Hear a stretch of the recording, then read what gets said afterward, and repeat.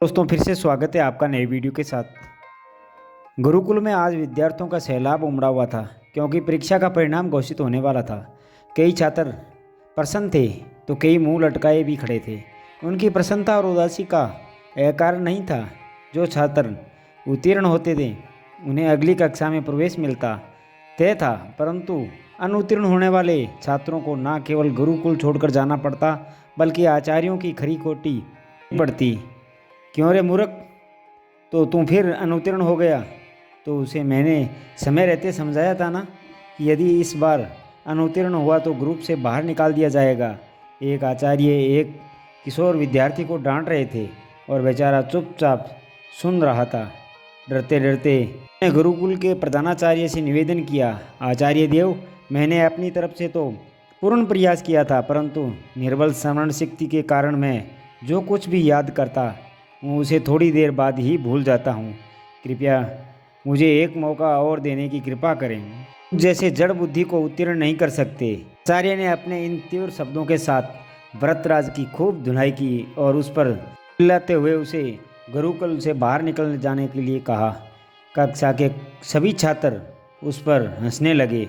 वह बेचारा अपना मुंह लेकर बोझिले कदमों से वहाँ से निकल गया।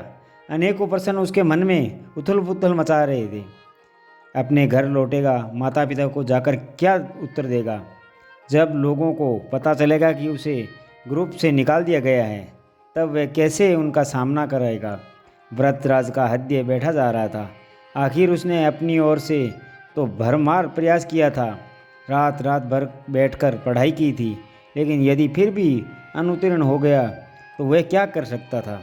सवालों के भंवर में फंसा हुआ वह अब अपने गांव के पास ही आ पहुंचा था, क्योंकि धूप बहुत तेज़ हो चली थी। इसलिए उसने थोड़ा विश्राम करने का निश्चय किया। गर्मी की इस तपती दोपहर में सूरज की तेज़ रोशनी सबको जला रही थी। यहाँ भूख भी उसे बेहाल किए थी, इसलिए पास के कुएं की जगह पर बैठकर ही उसने सत्तू खाने का निश्चय किया। वह गुरुकुल से लेकर चला था। यहाँ पर कई लोग खड़े थे।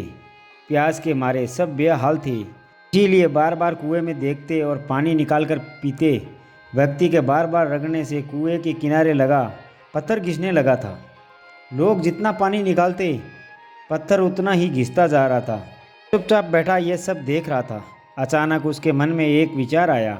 वह सोचने लगा, यदि केवल जूट की बनी एक रस्सी से कठोर पत्थर भी घिस सकता है, यदि मैं परिश्रम करूं तो क्या सफल नहीं हो सकता? आखिर दिमाग पत्थर से ज़्यादा कठोर तो नहीं है। उसके मन में आशा की ज्योति जगमगाती हुई उठ खड़ी हुई और तुरंत ही उसने निश्चय किया कि वह वापस गुरुकुल लौट जाएगा और फिर से अध्ययन आरंभ करेगा। घर के समीप आ गया था। घर ना जाकर वापस गुरुकुल लौट आया। उसके साथियों से देखकर आश्चर्यचकित थे। उसकी बात सुनकर आचार्य पहले तो उस पर झटका और उसकी बहुत बुराई की, पर फिर उसके विनय और प्रार्थना करने पर दृढ़ होकर उसे गुरुकुल के दोबारा प्रवेश दे दिया। इस बार व्रतराज ने अध्ययन में रात दिन एक कर दिया। जब परीक्षा का परिणाम आया तो संपूर्ण गुरुकुल इसी तथा व्रतराज न केवल उत्तीर्ण हुआ था बल्कि उसने संपूर्ण विद्यालय में प्रथम स्थान प्राप्त किया था। एक समय जड़ मूर्ख समझे जाने वाला बालक आगे चलकर संस्कृत का बड़ा विद्वान बना। उसने कई अधिग्रहणों की रचना की। छात्र उसका शिष्य बनना गौरव की बात समझते थे, पर यह सब चीज़ों से संभव नहीं हुआ था। यह आश्चर्यजनक परिणाम उपजा था संकल्प की अमोघ शक्ति से। कठोर परिश्रम और प्रबल इच्छा शक्ति के बल पर ही असंभव कार्य संभव हुआ था। कामयाब लोग गलत नहीं कहते, निश्चय ही संकल्प सफलता का पथ आ रहा है। सच्चा संकल्प एक ऐसा अचूक अस्त्र है जो कभी खाली नहीं जाता। यदि हम किसी भी कार्य को करने का संकल्प कर लें तो कौन सा ऐसा कार्य है जो अवरुद्ध जो करके मार्ग को चट्टान बनाकर खड़ा हो जाए? यह संदेश कुछ भी नहीं। तो युवाओं के पूर्ण स्रोत विवेकानंद ने एक बार कहा था, मुझे पूर्ण विश्वास है कि ब्रह्मांड में कोई भी व्यक्ति किसी भी व्यक्ति को उस चीज़ को हासिल करने से नहीं रोक सकती पाना चाहते हैं। तो दोस्तों मिलते हैं अगले वीडियो में, तब तक अपना ख्याल रखना, मुस्कुराते रहना। धन्यवाद।